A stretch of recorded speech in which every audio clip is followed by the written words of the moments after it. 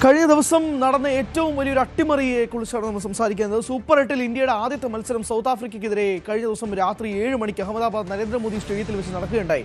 ആ മത്സരത്തിൽ ഇന്ത്യ തോറ്റത് 76 റൺസിനാണ്. ഇന്ത്യ സ്വപ്നം പോലും കണ്ടിട്ടുണ്ടാവില്ല ഇതുപോലൊരു വലിയ തോൽവി.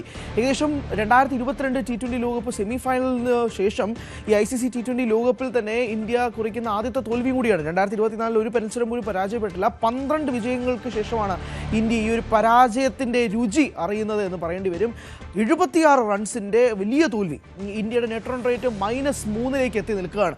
ഇനി ഇന്ത്യക്ക് തിരിച്ചു വരാൻ സാധ്യതകളുണ്ടോ? വളരെ ചുരുക്കം എന്ന് വേണം തന്നെ പറയാൻ. കാരണം ഇനിയുള്ള 2 മത്സരങ്ങൾ സൂപ്പർ 8-ലുള്ളത് ഒന്ന് സിംബാബ്വെ, മറ്റൊന്ന് വെസ്റ്റ് ഇൻഡീസാണ്. ഈ 2 മത്സരങ്ങളും ജയിച്ചാൽ മാത്രം പോലെ വലിയ മാർജിനിൽ ജയിക്കണം എന്നുള്ളതാണ് ആദ്യത്തെ കാര്യം. മറ്റൊരു കാര്യം, സൗത്ത് ആഫ്രിക്ക ഇനി അടുത്ത വെസ്റ്റ് ഇൻഡീസ് മത്സരത്തിൽ പരാജയപ്പെടണമെന്നത് കൂടിയുണ്ട്. അതായത് ഇന്ത്യക്ക് ഇനി തുടർന്ന് അങ്ങോട്ട് മുന്നോട്ട് പോകണമെങ്കിൽ ഇന്ത്യ മാത്രം വിജയിച്ചാൽ പോരാ, മറ്റ് ടീമുകളുടെ റിസൾട്ട് കൂടി ഉണ്ടെങ്കിൽ മാത്രമേ ഇന്ത്യയുടെ നിലനിൽപ്പ് കൂടി സാധ്യമാകൂ എന്നത് വേണം തന്നെ പറയാൻ.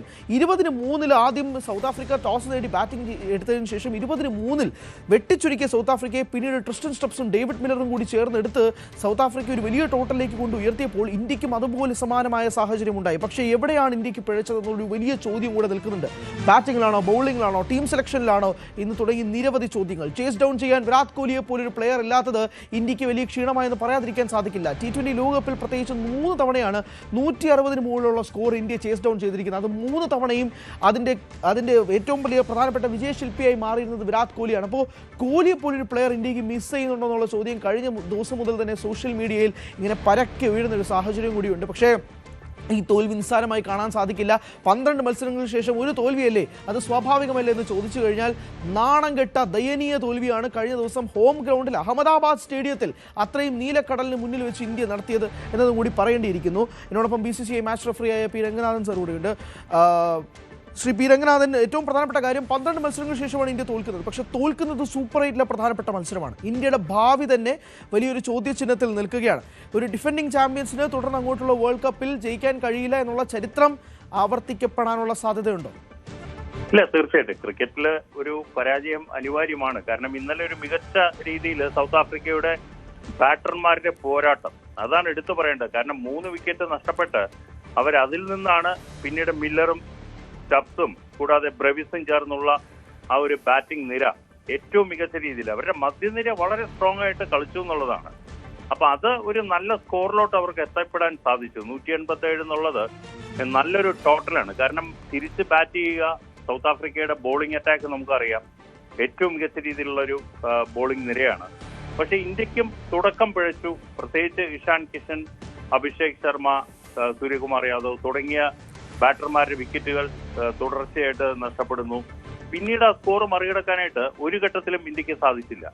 ഇവിടെ സൂചിപ്പിക്കുന്നത് ഒരു പരാജയം ഇന്ത്യ ആ ഒരു പാർട്ണർഷിപ്പ് ബ്രേക്ക് ചെയ്യാൻ സാധിച്ചില്ല. പ്രത്യേകിച്ച് മില്ലറിന്റെ ബാറ്റിംഗ് മികവ്, അതുകൂടാതെ ബ്രോയിസിന്റെ വളരെ അറ്റാക്ക് ചെയ്ത അദ്ദേഹത്തിന്റെ ആ ഒരു ഇന്നിങ്സ്, എല്ലാ രീതിയിലും നോക്കുകയാണെങ്കിൽ ബോളർമാര് മികച്ചതായിട്ട് പന്ത് എറിഞ്ഞെങ്കിലും പിന്നീട് അവസാന ഓവറുകളിൽ വരുൺ ചക്രവർത്തി ഉൾപ്പെടെയുള്ളവർ ധാരാളം റണ്ണ് വിട്ടുകൊടുക്കുന്ന ഒരു പ്രവണത കാണാൻ സാധിച്ചു. പകരക്കാരനായിട്ട് വാഷിംഗ്ടൺ സുന്ദറിനെ എടുത്തു. അതും ഒരു പ്രയോജനമില്ലാത്ത രീതിയിലാണ് കാര്യങ്ങൾ പോയത്.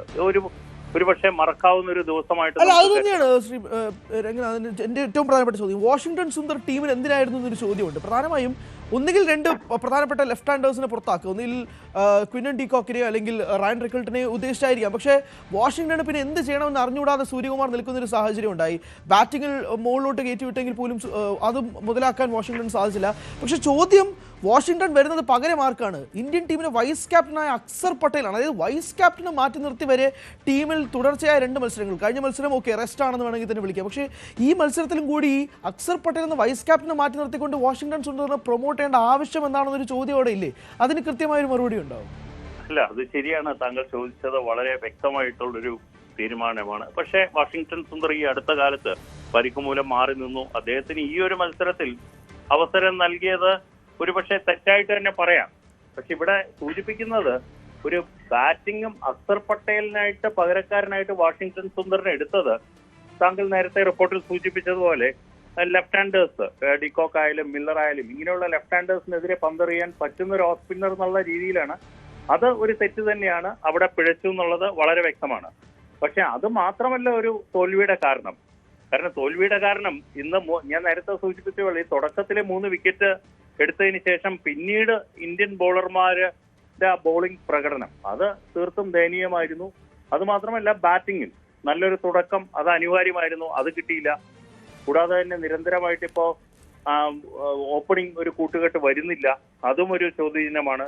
എനിക്ക് തോന്നുന്നു വരുന്നുള്ള മത്സരങ്ങളിലെല്ലാം തന്നെ ഈ കുറവുകളൊക്കെ ഇന്ത്യ പരിഹരിക്കും.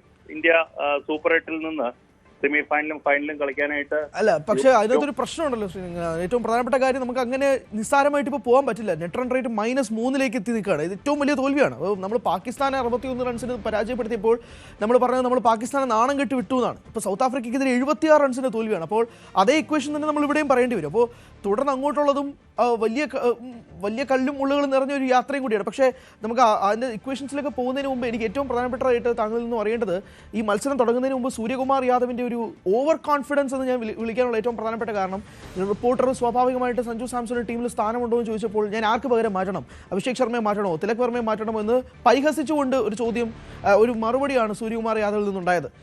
തിലക് വർമ്മ 2 പന്തിൽ നിന്ന് 1 റണ്ണ്, അഭിഷേക് ശർമ്മ 15 റണ്ണ് എങ്ങനെയോ അടിച്ചെടുത്ത ഒരു 15 റണ്ണാണെന്ന് വേണമെങ്കിൽ പറയാം. ഇഷാൻ കിഷൻ കഴിഞ്ഞ ദിവസം ടക്കായി. ഇപ്പോൾ ഇഷാൻ കിഷൻ എല്ലാ മത്സരത്തിലും തിളങ്ങണമെന്ന് വാശി പിടിക്കുന്നില്ല. പക്ഷെ എന്നാൽ പോലും ടോപ്പ് ഓർഡർ തിളങ്ങുന്നില്ല എന്നുള്ളത് വാസ്തവമാണ്. സഞ്ജുവിനെ പരിഗണിച്ചൂടെ? അല്ല, തീർച്ചയായിട്ടും. ഇപ്പൊ പാകിസ്ഥാനെയും സൗത്ത് ആഫ്രിക്കനെയും നമ്മൾ ഒരിക്കലും കമ്പയർ ചെയ്യാൻ പറ്റില്ല. പാകിസ്ഥാൻ ഒരു തീർന്ന ടീമാണ്, അതിനെതിരെ ഇന്ത്യ മികച്ച വിജയം നേടി എന്നുള്ളത് വ്യക്തമാണ്. പക്ഷെ ഇവിടെ ഇന്നലെ സൂര്യകുമാർ യാദവ് ഈ പ്രസ് സ്റ്റേറ്റ്മെന്റിൽ സഞ്ജു സാംസണെ ഏറ്റവും അധികം പിന്തുണച്ച ഒരു ക്യാപ്റ്റൻ കൂടെയാണ്. നമ്മളെല്ലാം മറന്ന് ഇന്നലത്തെ ഒരു പത്രസമ്മേളനത്തിലോട്ട് പോകരുത്. കാരണം സൂര്യകുമാർ യാദവ് വളരെയധികം പ്രൊമോട്ട് ചെയ്ത ഒരു താരമാണ് സഞ്ജു സാംസൺ. പക്ഷെ ഇന്നലെ അദ്ദേഹം പറഞ്ഞത് തിലക് വർമ്മ ആരെ മാറ്റി ആരെ എടുക്കുന്നുള്ളത് ഒരു ചോദ്യമാണ്. കാരണം അഭിഷേക് ശർമ്മയ്ക്ക് പകരക്കാരനായിട്ട് സഞ്ജു സാംസൺ എടുക്കണമെങ്കിൽ അതിൽ ഒരു യങ്സ്റ്റർ എന്നുള്ള രീതിയിൽ, പ്രത്യേകിച്ച് അഭിഷേക് ശർമ്മ ഒരു ലെഫ്റ്റ് ഹാൻഡറാണ്, അദ്ദേഹത്തിന്റെ പഴയ ഇന്നിങ്സുകളെല്ലാം അതുപോലെ തന്നെയാണ് സഞ്ജു സാംസണ്. അപ്പൊ ഒരു നിരന്തരമായിട്ട് അദ്ദേഹം പരാജയപ്പെടുന്നു. ഒരുപക്ഷെ ഇനി അടുത്ത മത്സരങ്ങളിൽ ഒരു മാറ്റം നമുക്ക് പ്രതീക്ഷിക്കാം. കൂടാതെ തിലക് വർമ്മ ഒരു ലെഫ്റ്റ് ഹാൻഡറാണ്. വീണ്ടും ഈ ലെഫ്റ്റ് ഹാൻഡേഴ്സിന്റെ ഒരു അഡ്വാൻറ്റേജ് എപ്പോഴും T20 ഫോർമാറ്റിൽ വളരെ നിർണായകമാണ്. അപ്പൊ അതൊക്കെ കരുതിയായിരിക്കാം ടീം മാനേജ്മെന്റ് അങ്ങനെ ഒരു തീരുമാനത്തിലോട്ട് വന്നത്. ഒരുപക്ഷെ എടുത്ത തീരുമാനം വാഷിംഗ്ടൺ സുന്ദറിന്റെ നമുക്ക് പറയാം, മറ്റുള്ള തീരുമാനങ്ങളൊന്നും നമുക്ക് വ്യക്തമായിട്ട് പറയാൻ സാധിക്കില്ല. ഓക്കെ, അതും വ്യക്തമാണ്. പക്ഷെ എന്നാൽ പോലും കഴിഞ്ഞ ദിവസത്തെ ഈ ബൗളിങ്ങിന്റെ സാഹചര്യം പറയുമ്പോൾ പോലും എല്ലാവർക്കുമെതിരെ ശക്തമായി സൗത്ത് ആഫ്രിക്ക പഠിച്ചു വന്നതുപോലെയാണ് കളി കണ്ടുകൊണ്ടിരുന്നത് എനിക്ക് തോന്നി. അതായത് അഭിഷേക് ശർമ്മയ്ക്കെതിരെ തുടർച്ചയായി സ്ലോ ബോളുകൾ എറിയുക, അഭിഷേകിനെ പവർ പ്ലേയിൽ നിർത്തിക്കൊണ്ട് 2 ഫീൽഡേഴ്സിനെ ഓഫ് സൈഡിൽ നിർത്തി കളിപ്പിക്കുക. അതായത് നീ അടിക്കുന്നെങ്കിൽ നീ ലെഗ് സൈഡിലോട്ട് അടിക്കുക, ഓഫ് സൈഡിലോട്ട് അടിക്കാനുള്ള ഒരു സ്പേസ് 2 ഫീൽഡേഴ്സിനെ അവിടെ ഒരുക്കിക്കൊണ്ട് ട്രാപ്പ് ഒരുക്കുക. സൂര്യകുമാർ യാദവിനെ നിരന്തരം സ്ലോ ബോളുകൾ എറിഞ്ഞ് ബീറ്റ് ചെയ്തുകൊണ്ടിരിക്കുക. അപ്പോൾ പഠിച്ചു വന്ന സൗത്ത് ആഫ്രിക്കയാണ് നമ്മൾ കണ്ടത്. 2024 T20 ലോകകപ്പിന്റെ ഫൈനലിന് എന്തു മറുപടി കൊടുക്കണോ അതനുസരിച്ച് പഠിച്ച് കൃത്യമായിട്ട് കളിച്ച സൗത്ത് ആഫ്രിക്കയാണ് പറയേണ്ടത്. അതിന് തീർച്ചയായും ഒരു കൈയടി കൊടുക്കേണ്ടത്. അതായത് അവർ അറിഞ്ഞ് കളിച്ചതാണ് എന്ന് തന്നെയല്ലേ പറയേണ്ടത്. ഇന്ത്യയെ ട്രാപ്പ് ചെയ്തു എന്ന് തന്നെ വിളിക്കേണ്ടത്. അല്ല, ഞാൻ ഒരു കാര്യം സൂചിപ്പിക്കാൻ ആഗ്രഹിക്കുന്ന, IPL ഏറ്റവും മികച്ച രീതിയിൽ പെർഫോം ചെയ്യുന്ന താരങ്ങളാണ് സൗത്ത് ആഫ്രിക്കയിലെ മിക്ക താരങ്ങൾ, ഇൻക്ലൂഡിംഗ് ക്യാപ്റ്റൻ മക്രം ഉൾപ്പെടെയുള്ളവർ.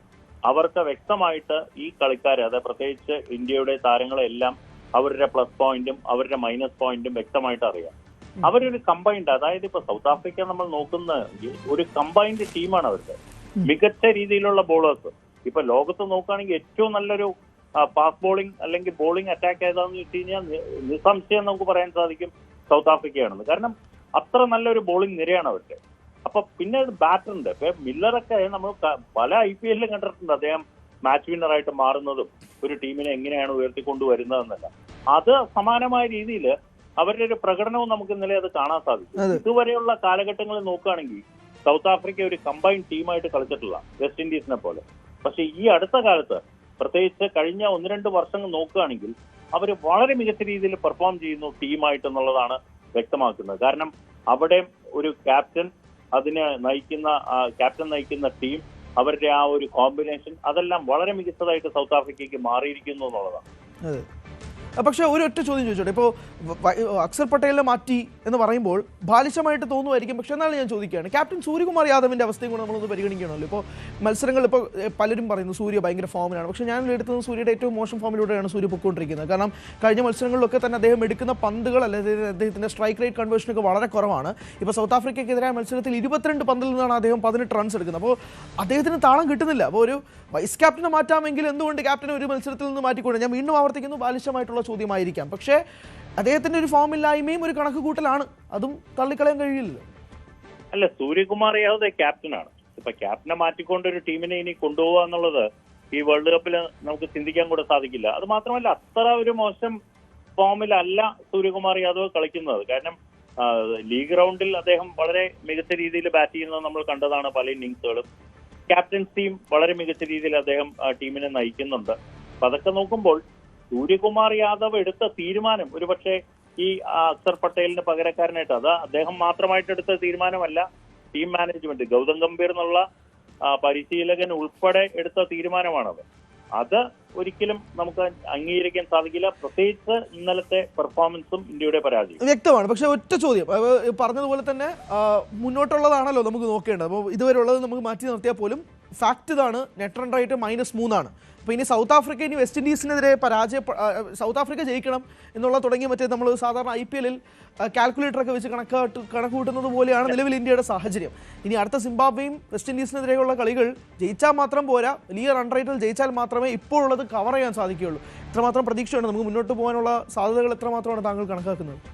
അല്ലെ, വെസ്റ്റ് ഇൻഡീസിനെതിരെയും സിംബാബ്വേക്കെതിരെയും മികച്ച രീതിയിൽ തന്നെ. പക്ഷെ ഇവരെ ഒന്നും നമ്മൾ കുറഞ്ഞു കാണാൻ സാധിക്കില്ല. വെസ്റ്റ് ഇൻഡീസ് ഒക്കെ T20 ഫോർമാറ്റിൽ എങ്ങനെയാണ് പെർഫോം ചെയ്യുക എന്നുള്ളത് നമുക്കറിയില്ല. കൂടാതെ സിംബാബ്വെ ഇപ്പൊ അവരുടെ ഫോം നമ്മൾ എടുത്തു പറയേണ്ടിയിരിക്കുന്നു.